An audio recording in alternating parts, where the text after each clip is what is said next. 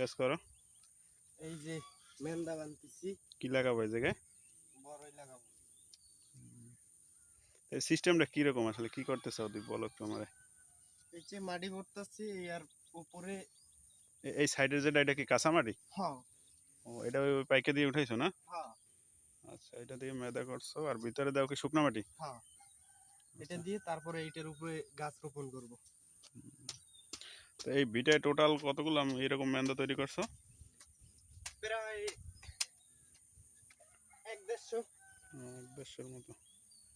তো বিশাল প্রজেক্ট। চতুর্দিকের মধ্যে পেঁপে গাছ আছে, কলা গাছ, তারপরে ওদিকে মরিচ গাছও দেখা যাচ্ছে। আচ্ছা এই ভিটায় কি তোমার ওই শ্রাবণ ভাদ্র মাসে পানি ওঠে? প্রচুর পানি না হলে উঠে না। মানে বন্যা হইলে মোটামুটি ওঠে, হ্যাঁ, এরা ছাড়া ওঠে না তাই তো? না তো এটা কি এক সিজনে ফল পাওয়া যাবে বড়ইতে? না, ফের প্রথম সিজন যাইবে তারপর সিজনে। আচ্ছা অবশ্য ওই পাশে আর একটা বড়ই বাগান দেখা যাচ্ছে যেটা ইতিমধ্যে ফল আসছে, আর এটা একটা নতুন প্রজেক্ট। এখানে আগে বড়ই লাগানো হয় নাই, এই বছরই প্রথম। তো দেখা যাক উপরওয়ালা কি করে।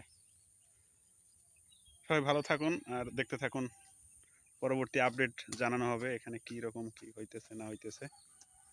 আর সবাই দোয়া করবেন।